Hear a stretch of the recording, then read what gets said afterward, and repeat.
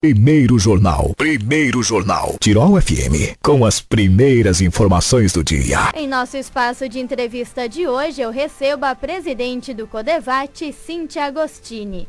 Bom dia, Cíntia, tudo bem? Bom dia, Bruna. Bom dia aos nossos ouvintes da Rádio Tirol. É um prazer estar aqui com todos, conversando um pouquinho hoje. Cíntia, comece explicando pra gente o que foi essa recente consulta pública que o governo do estado realizou referente aos projetos de elaboração do Plano Plurianual. Bom, desde que o governador Eduardo Leite assumiu, e isso fez parte inclusive das conversas dos conselhos regionais de desenvolvimento com ele, e na criação da Secretaria de Governança e Gestão Estratégica, a qual nós também, enquanto conselhos, estamos vinculados, e a nossa relação mais direta, sempre houve, por detrás de todo o planejamento deste novo governo, a ideia da participação social das mais diversas formas, né? De como se construir um planejamento, o orçamento e, nesse caso, o plano plurianual, que são os 4 próximos anos, né, de planejamento do Estado, também considerando a participação da sociedade. E aí, neste caso, a Secretaria de Planejamento e a Secretaria de Governança e Gestão Estratégica, com o apoio de toda a sua equipe, fez todo um movimento, inicialmente, de que os COREDs, nós, enquanto conselhos, contribuíssemos com o processo. Então, nós tivemos uma oficina no mês de maio, se não me falha a memória, onde nós levamos as demandas das nossas regiões, baseadas no que a gente já vem construindo dos planos estratégicos. Isso foram demandas por região funcional, no nosso caso é Vale do Taquari e Vale do Rio Pardo, e depois de toda a elaboração, baseado nessas demandas, baseados nos planejamentos regionais, em outros documentos do Estado, eles fizeram uma consulta pública à população, onde as pessoas poderiam dizer, e disseram, quais eram as suas áreas de maior prioridade. E não foi diferente daquilo que nós temos a sensibilidade, enquanto cidadãos do Estado do Rio Grande do Sul, daquilo que mais nos incomoda, dos serviços públicos e, prioritariamente, a segurança pública, né? Esse é o grande tema e é o grande mote de todos os gaúchos neste momento.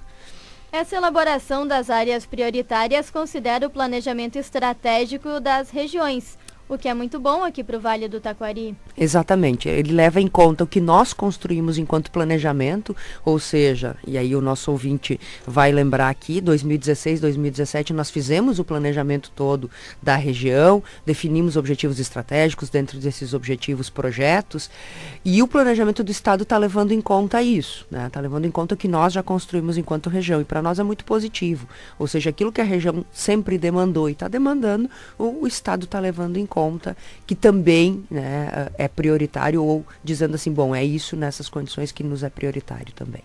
Mas essa pesquisa que o governo fez se difere da tradicional consulta popular que nós conhecemos. Exatamente. Ali ele fez uma pesquisa para as pessoas identificarem as áreas estratégicas considerando o plano plurianual, que são os 4 anos próximos deste governo e do próximo que vier, né, o primeiro ano do próximo governo. No nosso caso aqui, a consulta popular é uma consulta à população já com um orçamento definido anualmente, né? A consulta popular fechou ano passado 20 anos e ao final do ano passado, no nosso encontro, a gente tem sempre um encontro anual, nós propusemos algumas mudanças metodológicas na consulta popular, levando em conta de que ela fechou um ciclo de 20 anos e que nós deveríamos iniciar um novo ciclo com novas proposições, inovar na consulta popular. Esse talvez seja o melhor termo. E aí, quando o governador Eduardo Leite assume e a Secretaria de Governança, com o secretário Gastal e a sua equipe assumem, nós levamos até eles esta nova proposição. Eles internalizaram esse tema e trabalharam numa proposta metodológica que este ano a gente está considerando de transição excepcional, porque ela não é aquilo que a gente quer para o início de um novo ciclo, e ela também não é mais aquilo que a gente fazia o ano passado.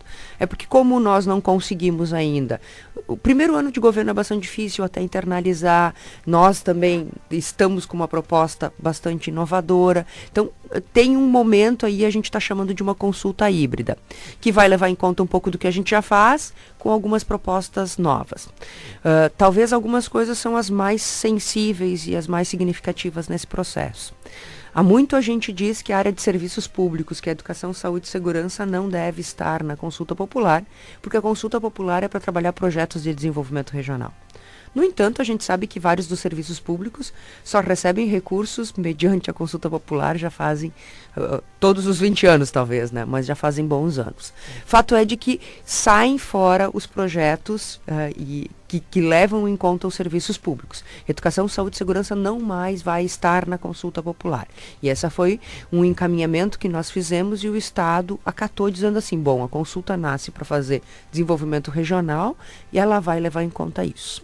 A segunda questão é de que a consulta vai estar toda baseada no planejamento estratégico, que a gente já vinha fazendo isso, mas nos projetos e produtos que foram determinados no planejamento estratégico e no mapa estratégico do governo do estado, ou seja, essas coisas têm que coincidirem. Então, a consulta não tem mais os serviços públicos, vão ser projetos de desenvolvimento que estão no planejamento. No entanto, nós só temos 20 milhões para trabalhar a consulta popular do ano que vem. 20 milhões, isso dá um valor de mais ou menos 700 mil por cada região. 700 mil por cada região, boa parte dos projetos previstos no planejamento estratégico, que é para os próximos 15 anos, não conseguem ser atendidos com esse recurso. Então, nós vamos ter que adequar aquilo que nós imaginamos dos produtos do planejamento com o que é possível dentro do orçamento que a gente tem para o próximo ano. Ela vai seguir mais ou menos metodologicamente o processo do que os outros anos. A nossa Assembleia, e aí nós vamos ter um tempo bastante enxuto, já que o processo já deveria ter acontecido, mas até a tomada de decisão levou algum tempo. Vai começar na nossa região dia 7 de agosto, a convocação está saindo hoje, então em primeira mão aqui para o nosso ouvinte da Rádio Tirol. 7 de agosto, a partir das 9 horas na Univates, no auditório do prédio 16, a gente vai ter a nossa Assembleia. E aí nós vamos ter reuniões microrregionais, a decisão da Assembleia é quantas microrregionais a gente vai ter, essa é uma decisão da Assembleia, e depois a gente fecha a nossa cédula de votação, que a cédula a priori pode ter de 3 a 5 projetos e a gente eleger de 1 a 3 projetos, isso também é uma decisão do grupo. Que projetos que vão estar lá? Todos os projetos que estão no planejamento, que são de desenvolvimento, que não as áreas de serviço público, e obviamente que caibam nos 700 mil que a região vai receber. Um projeto na área da agricultura familiar de 700 mil, do turismo, da inovação, de qualificação do trabalhador, em outras áreas, né, do comércio, serviço, indústria e assim por diante. Estas áreas todas podem e devem estar na consulta popular. Falando ainda dos valores, Cíntia, havia um certo atraso no encaminhamento desses valores. Como está hoje essa situação? Na verdade, nós temos 30 milhões pendentes, né, e que, a priori, o governo nos diz que não tem condições de pagar. Durante o governo Sartori, nós conseguimos colocar as nossas contas em dia e tudo que nós votamos, nós conseguimos efetivamente pagar. O que não foi pago foi porque daí as entidades que iriam receber o recurso não tinham condições, naquele momento, de receber o recurso. No nosso caso aqui, teve duas situações durante todo o governo Sartori. Né? Então, ali a gente pode fazer uma afirmação, a grosso modo, de que 100% do que foi votado foi pago. No ano passado, nós votamos 80 milhões.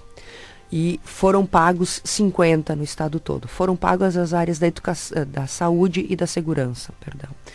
As outras áreas, que no nosso caso tinham projetos na área da educação e da agricultura, que são 30 milhões, que deveriam ser pagos esse ano, o governo está colocando isso no contingenciamento e nos informa que não tem condições de pagar.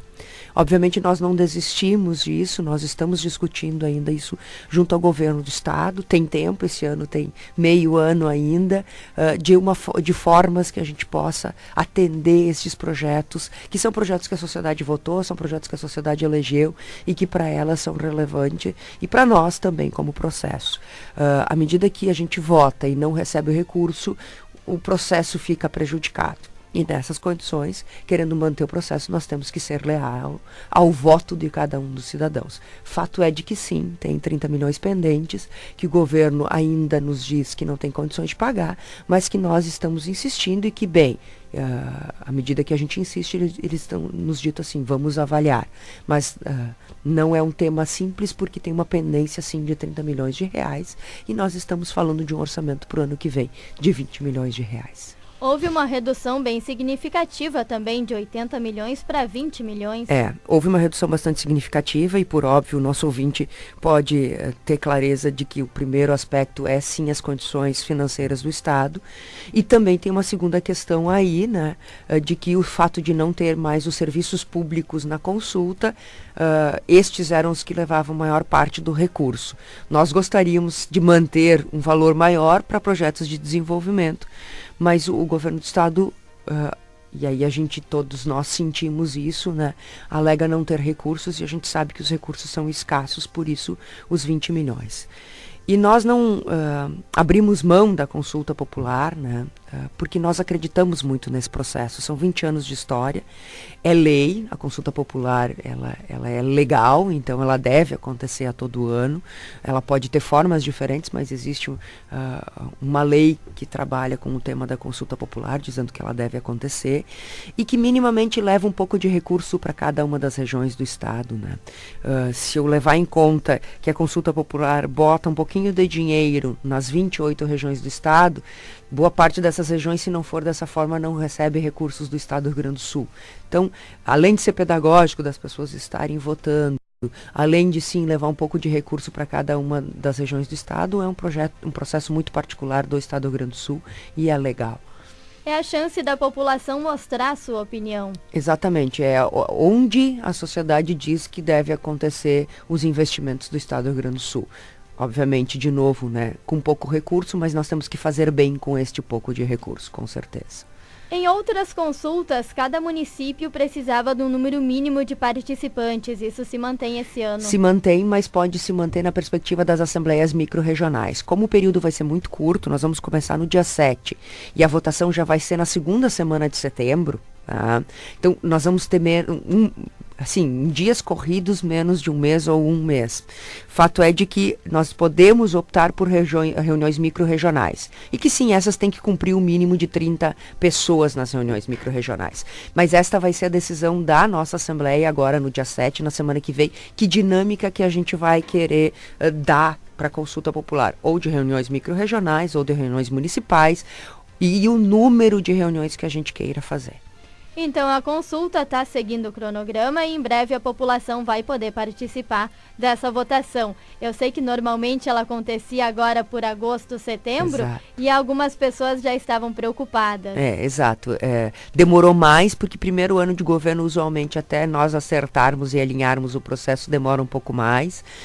Vai ser um processo mais enxuto. No início de 2000, do governo Sartori, governo passado, e nos outros também aconteceu. Também foi um processo bastante enxuto, porque foi o que foi possível, mas ela vai acontecer nestas condições que a gente está contando para o nosso ouvinte, começando então pelo dia 7, semana que vem, que aqui já fica o convite para todos estarem conosco a partir das 9 horas da manhã para debater esses projetos que vão para a cédula de votação e os critérios de votação da consulta popular.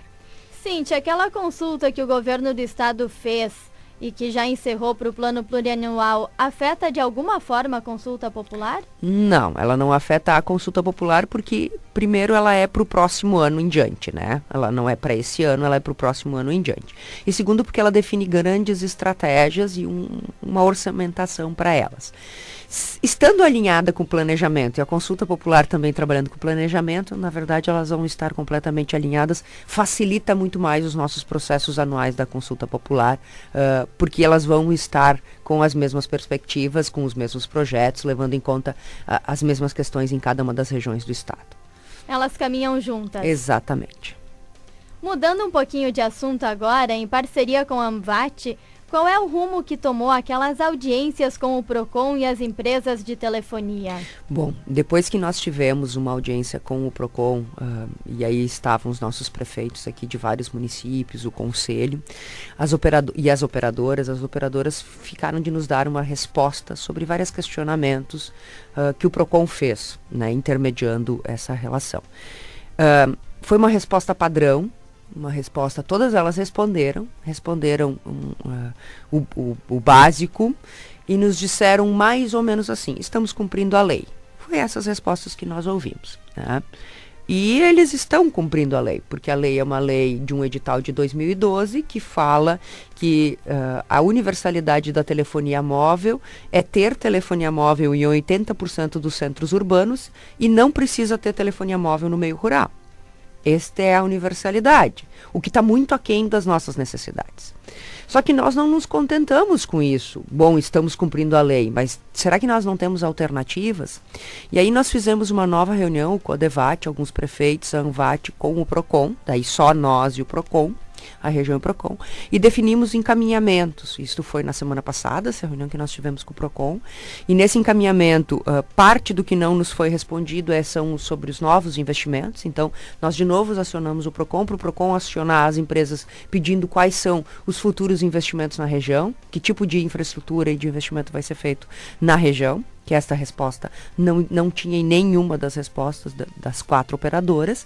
E nós vamos acionar a Comissão de Defesa do Consumidor da Assembleia Legislativa, e para junto da comissão e a comissão nos ajudar para solicitar na ANATEL uma verificação in loco e uma fiscalização in loco, então, da qualidade do serviço entregue. Porque uma coisa é dizer que, 80% dos centros estão atendidos, mas com que qualidade e em que condições?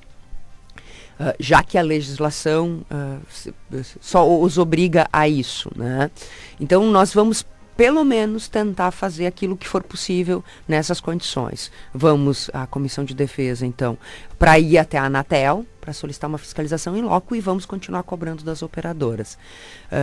Nós não desistimos do processo, apesar de que as respostas, né, não nos contentaram em absolutamente nada naquele primeiro momento. Ou seja, há uma certa divergência. A lei que regulamenta as operadoras está obsoleta e cada vez mais as nossas leis que estão chegando e a modernização fazem com que tudo passe pela internet. Justamente. A necessidade de todos nós é ter internet, é ter telefonia móvel, é conseguir estar conectado e ter, né, acesso.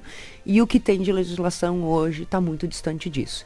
Óbvio que a gente vai tentar atuar no curto prazo nessas questões que eu falava, mas a grande mudança está onde? Está num projeto de lei que tem vários no Congresso hoje, que seja aprovado e que atualize essa legislação. Então, é tarefa aí para os nossos representantes do Legislativo, da Câmara Federal e do Senado, porque sim, tem que mudar. Porque de nada adianta cobrar, por exemplo, do nosso produtor que ele tenha nota fiscal eletrônica, se ele não tem acesso a um serviço de internet ou de telefonia móvel de qualidade. Não tem como. E a gente sabe que quando envolve essa burocracia, a questão de votação de deputados, isso também demora. E justamente, tem vários projetos de lei hoje no Congresso e que até agora nenhum deles foi adiante. Então nós vamos tentar, na região, com o PROCON, agora com a Assembleia, indo até a Anatel, o que for melhor considerando a nossa condição atual. Mas sim, esse é um projeto que a médio prazo tem que ser resolvido no país como um todo. Ontem esteve com a gente o presidente da SIC Vale do Taquari, o Pedro Bart, e ele comentou sobre uma reunião hoje com o governador, da qual você participa também. Qual é a expectativa para esse encontro? Tem várias questões. Primeiro, né, a SIC, desde que o governador foi eleito, queria muito estar com ele para mostrar o Vale, então conseguiu essa audiência. E um dos temas prioritários é o que acontece com as nossas rodovias estaduais, né? Hoje nós temos a Empresa Gaúcha de Rodovias, a EGR, administrando as nossas rodovias estaduais, cobrando pedágio. E o governador e o secretário Gastal, todos já nos afirmaram de que a EGR vai ser extinta. Bom, o que acontece até lá? Como se dará essa transição e o que vem depois? A sociedade precisa saber, o Vale do Taquari precisa saber. Então, um dos aspectos principais da conversa de hoje com o governador é entender um pouco de como eles estão pensando o futuro em se tratando de infraestrutura das nossas rodovias estaduais. Porque, bom, a EGR vai ser extinta até lá, ela está cobrando pedágio e ela tem que fazer obras. E a gente não está vendo essas obras acontecer e nós estamos pagando o pedágio. Nessa extinção e na transição, o que vem, né, a gente tem que entender, tem um pacote que é o RS Parceria, que a princípio vem para esse segundo lote, onde é que nós estamos enquadrados, mas nós temos que debater isso com os nossos municípios, com a sociedade do Vale do Taquari, com todos os que são lindeiros, para justamente conseguir fazer deste um processo melhor e mais qualificado, como a gente fez no caso da BR-386, que fazendo uma discussão social, fazendo todo um trabalho, nós conseguimos ter um resultado muito melhor. É claro que ninguém gosta deste tema de pedágio, a EGR está aí, ela já cobra, e para o nosso ouvinte ter ideia, as concessões estaduais que agora estão sendo lançadas na 324 e na 287, o valor do quilômetro rodado está 14 centavos, um pouquinho mais, é isso que está indo para o edital. O valor que a gente paga hoje nas rodovias da EGR aqui na nossa região é 30 centavos o quilômetro, é o dobro. E lá nesse edital da concessão tem obras, tem duplicações, e a gente paga 30 centavos e não tem mal um recapeamento, né, uma infraestrutura de melhoria muito abaixo do que a gente esperava. Então, para o nosso ouvinte ter ideia, a gente já paga o dobro sem obra de infraestrutura. Tá? Só que esse é um tema que tem que ser debatido, a sociedade tem que conhecer, a sociedade tem que se manifestar, e nós estamos indo ao governador, além de mostrar o Vale do Taquari, falar sobre esse tema especificamente. Cíntia, quais são as outras frentes em que o Codevate está envolvido? Eu sei que são várias. Justamente. Na sexta-feira ainda estivemos junto com a ANVAT, recebendo a presidente da FEPAM, e ali fizemos uma proposição, talvez, de um projeto piloto, que agora nós vamos ter que debater aqui na região, que é como nós podemos contribuir para que os projetos cheguem na FEPAM já com uma certa priorização, pensando o desenvolvimento do Vale do Taquari.